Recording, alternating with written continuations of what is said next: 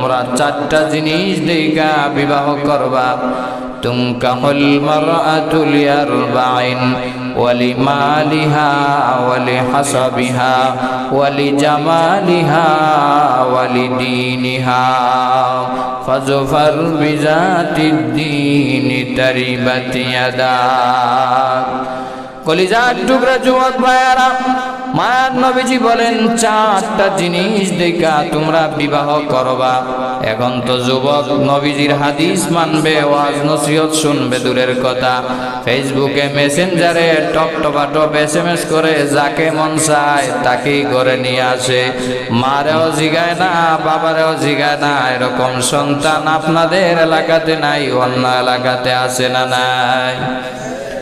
কিন্তু মায়ার নবীজি বলেন, রে কলিজার টুকরা উম্মতেরা, বিবাহ করবা, শাদী করবা, ভালো কথা, চারটা জিনিস দেখা বিবাহ করবা। তুনকাহুল মারআতু লিআরবাইন ওয়ালিমালিহা, এক নাম্বার মাল সম্পদ দেখা বিবাহ করবা। দুই নাম্বারে ওয়ালিহাসাবিহা, বংশ দেখা বিবাহ করবা।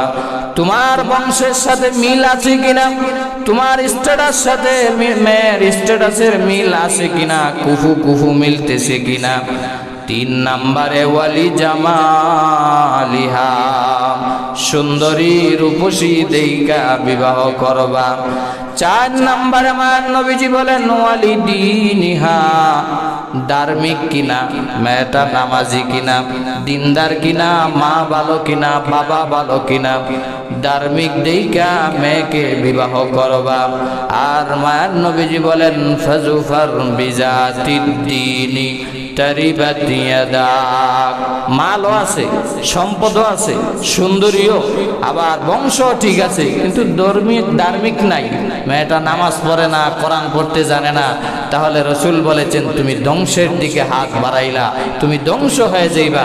আর যদি সুন্দর একটু কম হয়, লাল চামড়া যদি একটু কম হয়, বংশ যদি একটু কম হয়, আবার সম্পদও যদি কম হয়, সমস্যা নাই। যদি মেয়েটা ধার্মিক হয়, দিনদার হয়, ভালো পরিবারের হয়, তাহলে রসুল বলেছেন সেদিকেই তুমি আগায় যাও। আর ধর্মীয় মেয়েকে যদি বিবাহ করতে পারো, আল্লাহ তোমাকে পৃথিবীর শ্রেষ্ঠতম আল্লাহ সুখ দান করবেন। জোরে বলেন সুবহানাল্লাহ।